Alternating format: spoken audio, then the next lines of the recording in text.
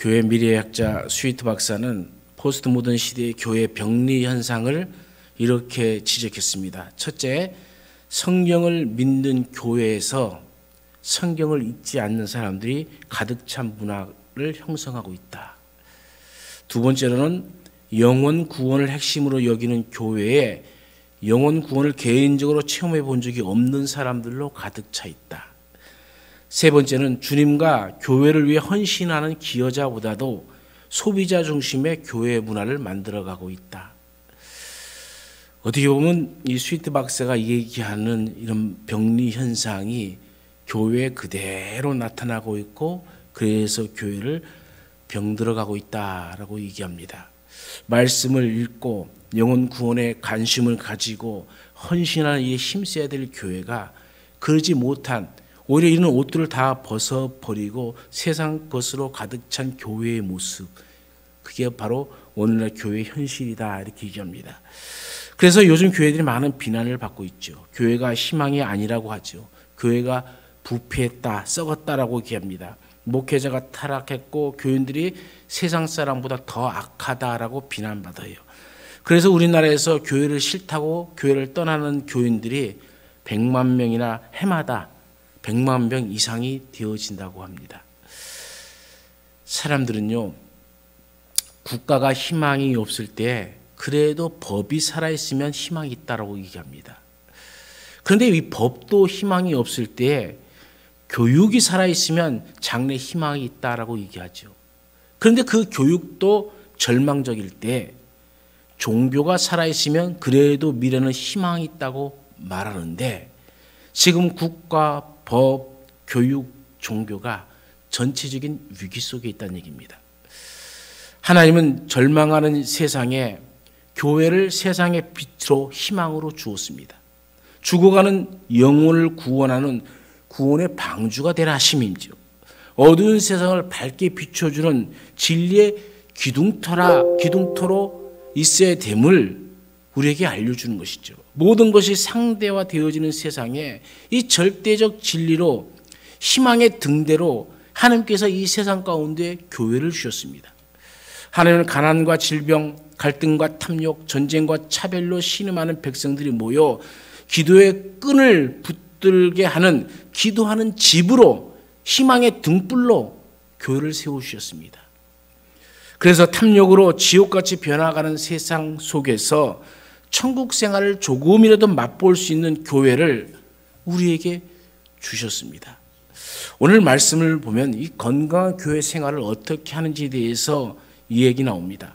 한마디로 딱 얘기하면 오직 성령으로 충만을 받으라. 여기에 해답이 있습니다. 교회 생활하면서 건강하지 못한 숨막힘과 위선과 분쟁, 각종 교회 내의 병리 현상이 일어나는 것은 다양한 이유가 있겠지만은 한마디로 이야기하면 성령 충만하지 못하기 때문이죠. 건강한 교회 생활을 하려면 우리 모두가 성령 충만해져야 합니다. 그래서 교회도 건강한 교회가 되고 우리의 가정도 건강한 교회가 되어야 됩니다. 우리가 성령 충만할 때에 시기가 없어지고 다툼이 잠을 자게 되고 회의와 의심이 사라지고 불의가 이 판을 치지 못하고 거짓이 활보하지 못하고 사탄이 우리를 넘어뜨리지 못하고 우리 가운데 있는 이 우울증도 사라지고 기쁨과 환희로 가득 차게 될 줄로 믿습니다. 그러면 여러분 성령 충만이 무엇입니까? 오늘 말씀에 보면 성령 충만을 받으라라고 얘기했는데 이 받으라고 명령한 부분이 뜻이 무엇이겠습니까? 어떤 사람들은 무아지경에 이르는 것을 성령 충만이라고 생각하는 사람들이 있어요. 방언을 말하고 이빨이 금리빨로 변하고 자신을 통제할 수 없는 신비한 현상이 일어나서 치마 내려가는지도 모르고 성령 춤을 춘다고 춤을 추고 손을 막 하면 장풍 쏘도 사람이 푹푹 쓰러져 버리고 신비한 예지의 능력이 있어 미래에 일어날 일을 점추고 맞추는 것을 성령 충만으로 생각하는 사람들이 있습니다. 몇 해 전에 친구 목사님 몇 분이 모여서 성령 충만에 대해서 토론을 했습니다. 한 목사님이 자기 교회 이야기를 했어요. 자신이 교회에 새벽마다 나와 기도하는 다른 교회 성도가 있는데 예배가 끝나고 각자 개인 기도 시간에 들어가면 아주 큰 소리로 혼자 기도한다는 거예요. 기도하는 내용을 가만히 이렇게 들어보니까는 자신이 섬기는 교회 목사님과 사모님과 장로님과 권사님들을 호명하면서 그 잘못된 점들을 드러내고 회개하게 해달라고 기도를 하더랍니다. 하루 이틀이 아니고 똑같이 큰 소리로 새벽에 나와서 그렇게 막 몸부림치듯 그렇게 하니까는 새벽에 그 교회의 교인들은 좀 하나님의 말씀을 묵상하고 내게 주신 말씀을 좀 듣고 이게 음성이라도 하나님의 마음속에 외치는 그 외침이라도 듣고 가고 싶어하는 교인들이 아주 이분 때문에 몸살을 앓는 거예요. 자기 교회 성도들이 이렇게 불평을 목사님한테 얘기하니까는 이 목사님이 가만히 있을 수는 없어서 어느 날 기도가 끝날 때까지 기다렸다가 정중하게 그분에게 부탁을 했답니다. 우리 교회 성도들이 기도가 많이 방해가 된다고 하니까는 앞으로 기도할 때는 좀 조용하게 기도해 주셨으면 좋겠습니다. 라고 했더니 그 여자 성도가 말하기를 성령님께서 인도하는데 왜 내 마음대로 하지 못하게 하느냐? 목사님은 성령 충만을 경험해 보지 못해서 그 심정 이해 못할 겁니다. 저도 제 마음대로 못해요. 성령께서 이끄는 대로 나는 기도할 겁니다. 여러분, 이런 것이 성령 충만일까요? 여러분, 성령 충만은요, 성령은 하나님이십니다. 여러분 믿습니까? 삼위일체 하나님이시잖아요. 하나님은 우리가 얘기할 때 질서의 하나님이라고 얘기합니다. 그런데 그 질서를 무너뜨린 것이 성령님이라면은 삼위일체가 되어지지 않죠. 될 수가 없는 겁니다. 벌써 거기부터 잘못되어져 가고 있는 것이죠. 그러니 자기 마음대로 하면서 그것을 성령이 이끄시는 대로 행하는 것이다. 다른 사람이 뭐 죽든지 살든지 기도하든지 말든지 과연 그게 성령 충만일까? 우리 이런 유혹 속에 쉽게 빠져들기가 쉽다는 얘기입니다. 오늘 말씀에 보면 성령 충만을 술 취함과 비교해서 설명하고 있죠. 성령 충만과 술 취함이 유사성이 있다는 겁니다. 사도행전에 보면은 사도행전 2장 12절부터 16절 사이에 보면은 제자들이 성령 충만해서 기도할 때에 그것을 모르는 사람들이 제자들을 보고 뭐라고 얘기합니까? 새 술에 취한 것처럼 보였다, 이렇게 얘기합니다. 술 충만하면은 특징이 있어요. 그게 뭡니까? 술의 지배를 받아요. 결과가 방탕하게 되어집니다. 무질서하고 혼돈 상태에 처하게 되어지고 이해력과 품위를 잃게 되어지고 감정을 조절하지 못하고 자제력을 잃게 되어지죠. 아무리 많이 배워도 술 앞에서는 꼼짝을 못합니다. 아무리 권력이 있어도 술 앞에서 실수하고 망신사는 권력자들이 얼마나 많이 있습니까? 술 취하면 술이 사람을 지배해버립니다. 건강한 사람을 환자로 만들어버리기도 합니다. 멀쩡한 사람을 야수로 만들기도 합니다. 지혜로운 사람을 우둔한 자로 만들기도 하고 부자를 거지로 만들기도 합니다. 장래에 촉망되는 젊은이를 바보로 만들기도 하고요. 행복에 넘치는 가정을 불행한 가정으로 만들기도 하고 돼지같이 더럽게 하고 원숭이같이 춤을 추게 하는 겁니다. 그러면 성령 충만하면 어떻게 됩니까? 성령의 지배를 받게 되겠죠. 생각이 성령의 지배를 받게 되고 우리의 감정이 성령의 지배를 받게 되어지고 의지가 성령의 지배를 받게 되어지는 겁니다. 우리 행동이 성령의 지배를 받는 것이죠. 충만하면 충만할수록 더욱 이 성령의 지배력이 강해집니다. 성령님께서 우리의 이성과 감성, 의지를 지배하여 억제하는 것이 아니라 일으켜 세워주는 겁니다. 이성을 더욱 건강하게 만들어주고 감정을 잘 조절해서 시기를 잠재우고 분노를 억제하게 합니다. 다툼의 올가미로 씌워버리는 이 다툼을 싹 제거해 줍니다. 남을 비판하고 욕하는 입술을 닫아 만들게 버립니다. 의지를 흔들리지 않고 견고하게 해주고 지혜를 주어 총명하게 합니다. 남을 의식하지 않고 사는 사람이 선한 양심이 생겨 다른 사람을 의식하고 그 사람을 위해서 배려하고 자제력을 갖게 되어집니다. 허랑방탕하게 낭비적 생활을 하던 사람이 절제할 수 있게 되어지고 게으른 사람이 부지런해질 수가 있고 불안하던 사람이 평안해지기 시작합니다. 슬픔에 잠겨 우울하게 살던 사람이 어떤 경우에도 어떤 환경 속에서도 기쁨을 누리며 살게 되어지죠. 도덕적인 삶이 회복되어지고 인생의 목표가 회복되어집니다. 창공을 나는 독수리처럼 새 힘을 얻게 되어지고 공동체의 생기를 불어넣고 평강을 넘치게 합니다. 고약한 술 냄새도 풍기지 않습니다. 더러운 말도 하지 않습니다. 여러분, 이런 성령 충만함이 오늘 우리 가운데 있기를 간절히 축원합니다. 그리고 성령 충만하면은 우리의 인격이 변화됩니다. 하나님 중심적으로 생각하게 하고 보게 하고 행하게 하는 것이죠. 예전에는 내 마음대로 했어요.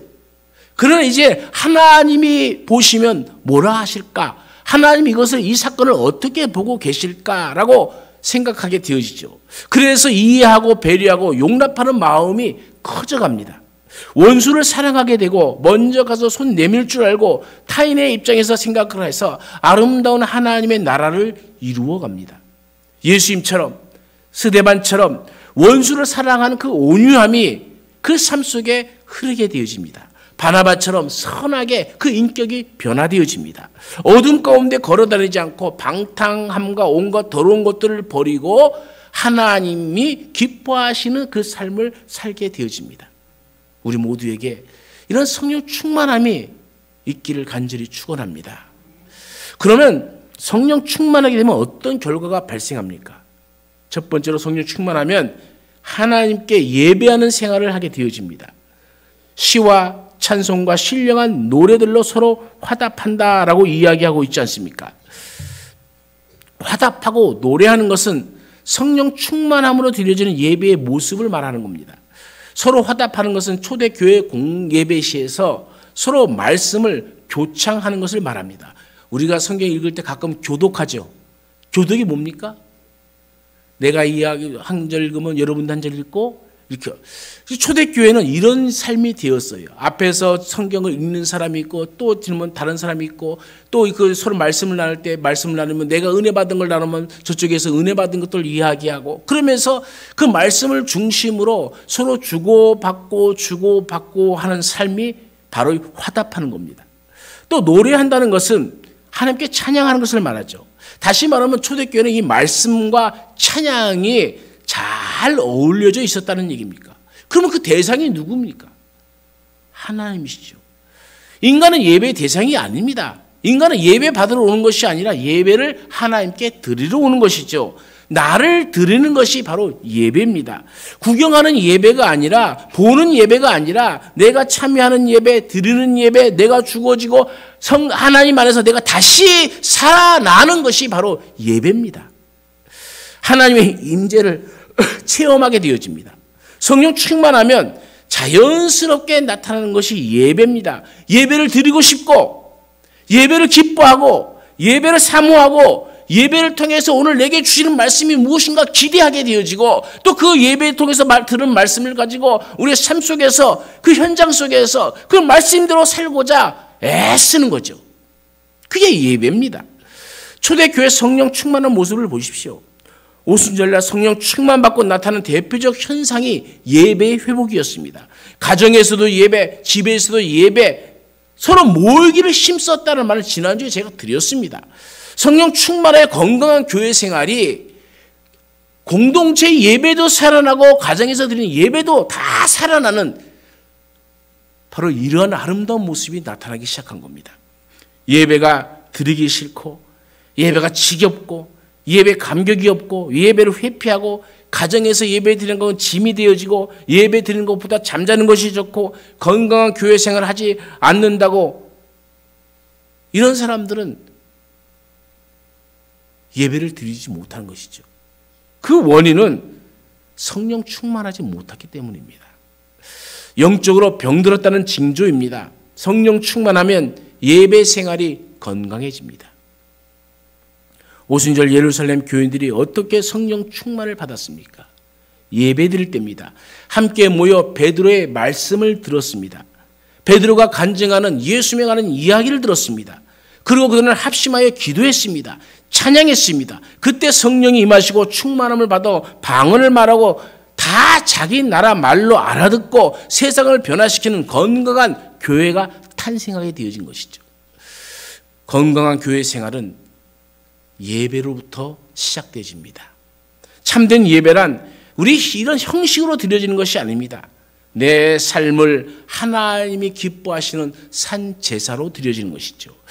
우리가 독생자를 주시기까지 우리를 사랑하신 하나님의 그 사랑을 깨달으면 예배가 결코 지겹지 않습니다. 예배가 바로 그런 것이죠. 내가 독생자까지 내게 내어주신 그 하나님의 사랑 앞에 하나님의 사랑받은 기뻐하는 그 예배자로 서는 것이죠. 두 번째로 성령 충만하면 우리 일과의 관계에서 감사로 충만해집니다. 20절을 보면은요, 성령 충만하면은 뭐가 나옵니까? 범사에 우리 주 예수 그리스도의 이름으로 항상 아버지 하나님께 감사하며 그러잖아요. 성령 충만하면은 감사하게 되어집니다. 성령 충만한 사람이 입술에는 늘 감사를 붙여놓고 삽니다. 어떤 일에 감사합니까? 범사입니다. 모든 일입니다. 실패한 일도 감사, 성공한 것도 감사, 힘든 것도 감사, 쉬운 것도 감사, 자녀를 낳는 일도 감사, 사업하는 일도 감사, 부모에게 효도하는 일도, 직장에서 상사를 섬기는 일도, 때로는 목사가 마음에 들지 않아도, 때로는 장로님의 의견이 맞지 않아도, 성가대가 불효화음을 내도 모든 것에 감사할 수 있다는 거죠. 언제 감사합니까? 항상 감사해야 되는 거예요. 아침에도 점심에도 저녁에도 피곤해도 지쳐도 지루해도 젊을 때도 늙을 때도 언제든지 감사할 수 있는 우리 모두가 되기를 간절히 축원합니다. 그럼 누구에게 감사합니까? 아버지 하나님께 감사하는 거죠. 누구의 이름으로요? 우리 주 예수 그리스도의 이름으로 감사하는 겁니다.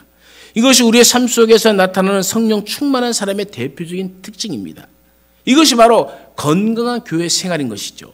성령 충만하지 못하면 일하면서 늘 불평과 원망과 시비가 있습니다.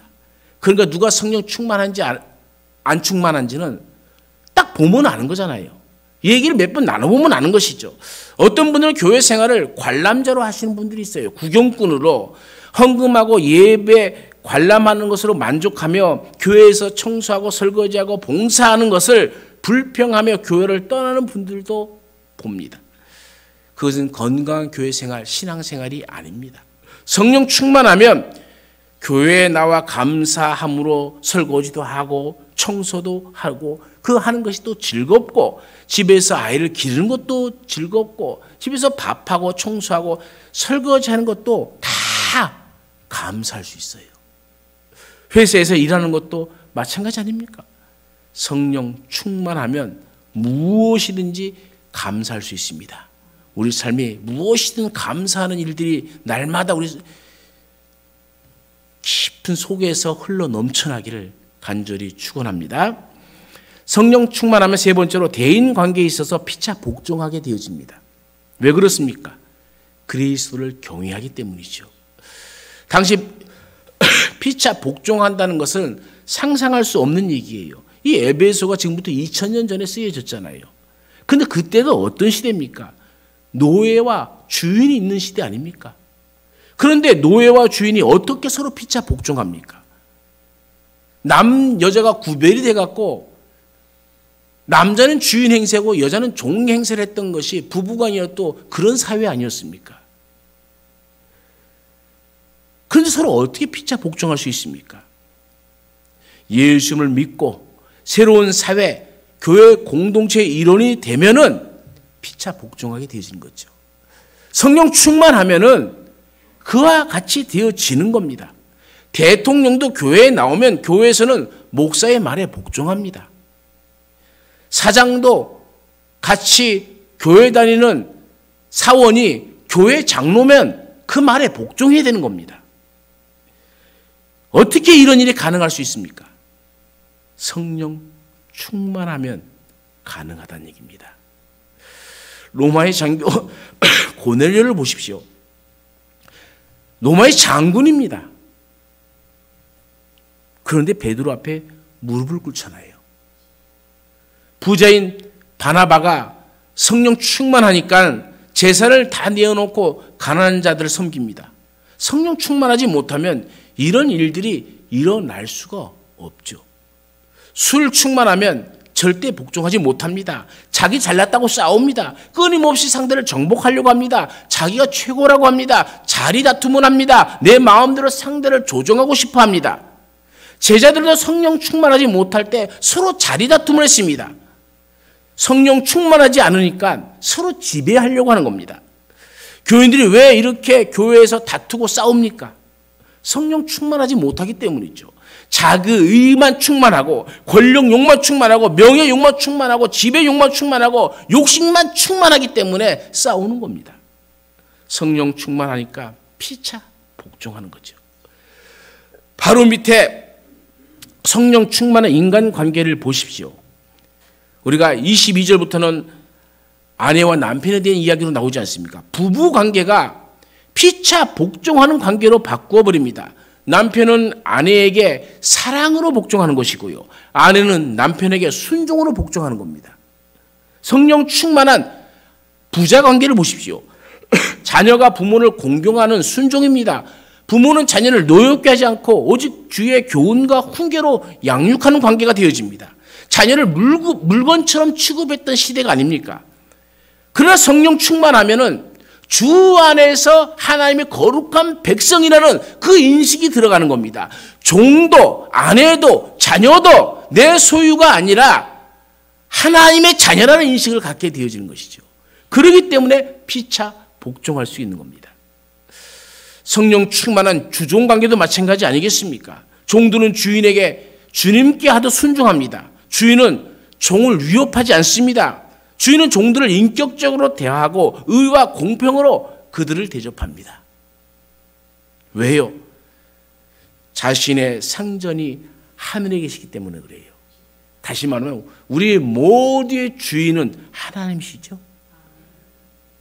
하나님을 아버지랑 똑같이 부르고 있잖아요.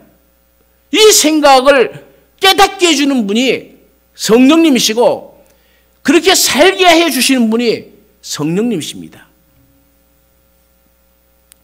완전한 인간관계의 변화가 바로 이 교회로부터 출발하기 시작하는 거죠. 성령 충만하면 성령의 열매가 자동적으로 우리 삶 속에 맺히게 되어지는 거죠. 사랑과 실학과 화평과 오래 참음과 자비와 양성과 충성과 온유와 절제, 이런 열매들이 맺히면 인격이 성숙해지게 되어지는 겁니다. 오늘 우리도 이 성숙한 인격을 가지시기를 간절히 축원합니다.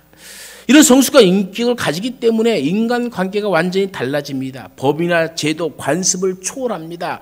하나님의 백성이 이 새로운 윤리, 하나님의 나라의 윤리가 생기는 것이죠. 남편도 성령의 뜻에 굴복하고 아내도 성령의 뜻에 굴복하고 아버지도 자녀도 주인도 종도 성령에 굴복하고 그 굴복함으로 나타나는 현상이 모든 인간관계에서 서로가 서로를 존중하는 모습으로 변화되어지는 것이죠. 우리 교회도 이런 놀라운 은총이 있기를 간절히 축원합니다.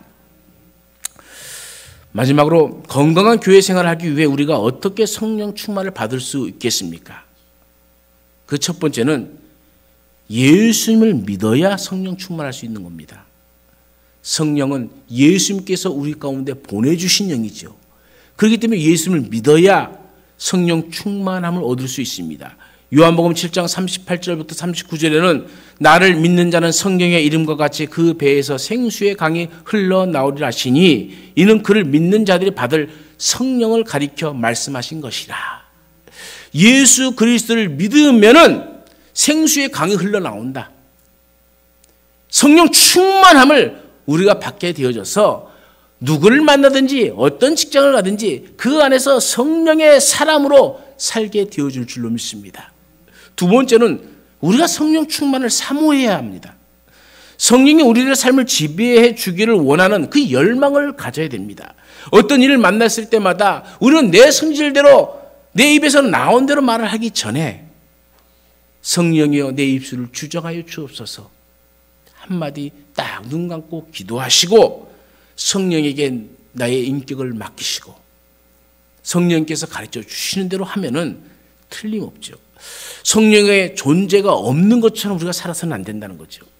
성령님을 근심하게 하고 성령님 우리 속에서 소멸시켜서는 우리는 하나님의 자녀가 될 수가 없습니다. 세 번째로는 우리가 잘못된 길을 가고 있을 때 회개하여야 성령 충만함을 받을 수가 있습니다. 우리가 기도해야 성령 충만하여 건강한 교회 생활을 할 수가 있죠.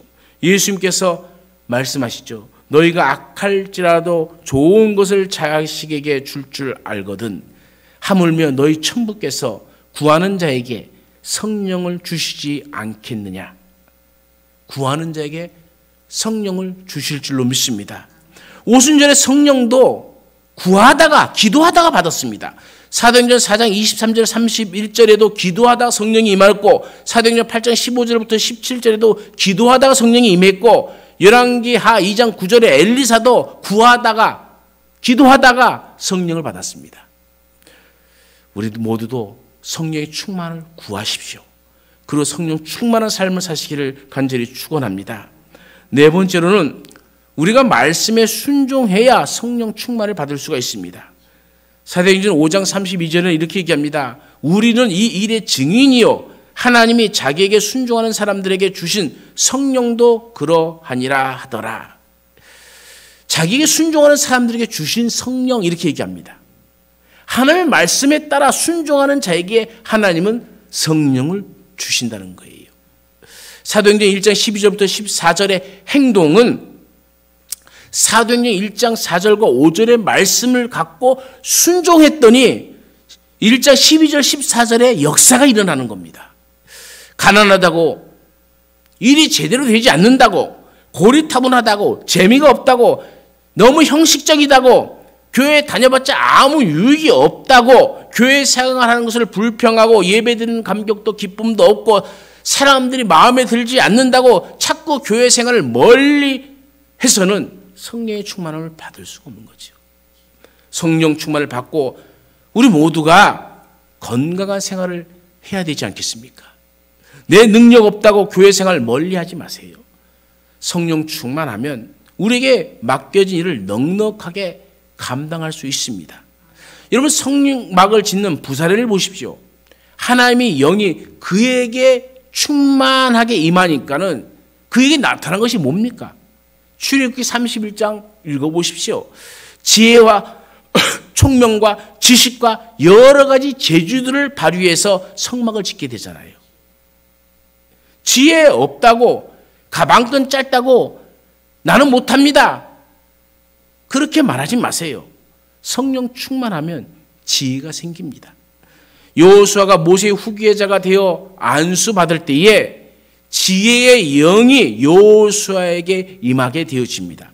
그래서 그가 성령 충만하여 백성을 다스리니까 어떻게 되어집니까? 신명기 34장 9절에 이스라엘 자손이 여호와께서 모세에게 명령하신 대로 여호수아의 말을 순종하였더라 이렇게 나옵니다.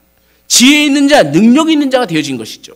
집안이 변변치 못하고 과거가 지저분하다고 자꾸 교회 생활 기피하지 마십시오. 성령 충만하면 사람이 이해 못하는 강력한 힘이 생깁니다. 여호와의 영이 삼손에게 강하게 임하시니 어떤 일이 일어납니까? 사사기 14장 6절에는 이렇게 증거합니다. 그가 손에 아무것도 없이 그 사자를 염소 새끼를 찢는 것 같이 찢었다. 능력의 한계를 우리가 생각하는 그 상상의 한계를 뛰어넘습니다. 성령 충만하면. 소심하고 성격이 모났다고 교회 생활 등한시하지 마십시오. 성령 충만하면 담대해집니다. 성령 충만한 부모 밑에서 태어난 성령 충만하게 살아간 세례 요한을 보십시오. 담대하게 천국을 전하고 그 악한 세상에서 수많은 사람을 주님께 인도하지 않았습니까? 성령 충만하면 죽음 앞에서도 두려워하지 않습니다. 성령 충만한 스데반을 보십시오. 죽음 앞에서도 두려워하지 않고 말씀을 전합니다. 담대하게 그 사명을 감당합니다. 영적 권세가 없다고 교회 생활 무관심하지 않기를 바랍니다. 성령 충만을 임하면 강력한 영적 능력이 나타납니다. 사도 바울은 성령 충만해서 엘루마를 꾸짖으니까 엘루마는 소경이 되어 앞을 보지 못하게 되었습니다. 미래가 불투명하다고 교회 생활 망설이지 않기를 바랍니다. 성령 충만하면 바른 길로, 환한 길로, 밝은 길로 인도함을 받을 줄로 믿습니다. 사도행전 16장에서 성령 충만한 바울은 아시아에서 전도하고자 했지만은 성령께서 허락하지 않으시자 성령의 인도를 따라 마게도냐로 가서 복음을 전합니다. 하나님의 뜻대로 살아가게 되어진 겁니다. 욕심이 너무 강하다고 교회 생활 적대시하지 않기를 바랍니다. 성령 충만하면 이 육신의 욕망을 극복하게 되어집니다. 사도행전 11장 24절에 바나바는 이 성령과 믿음이 충만하여 모든 육신의 욕망을 물리치고 성령님의 지도를 받게 되어집니다. 우리는 건강한 신앙생활을 해야 합니다.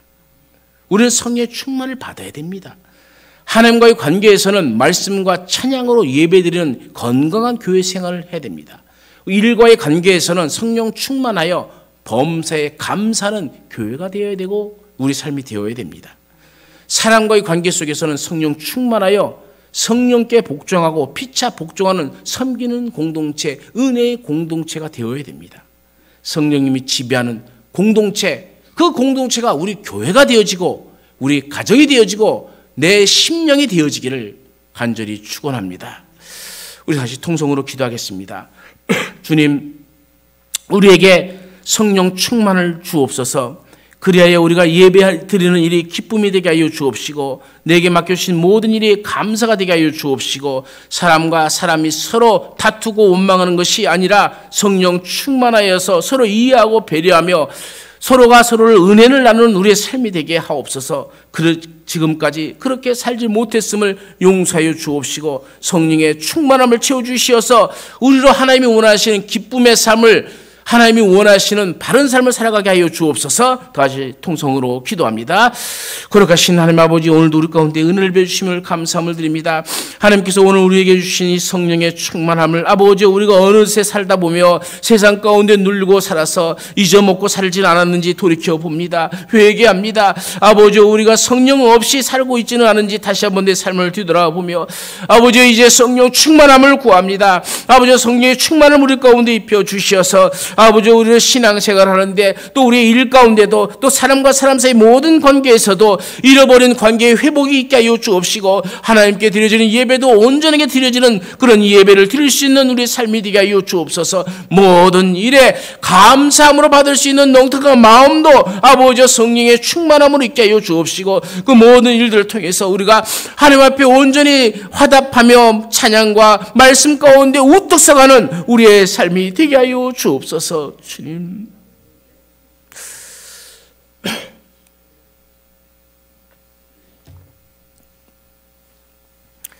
아버지여, 우리는 연약합니다.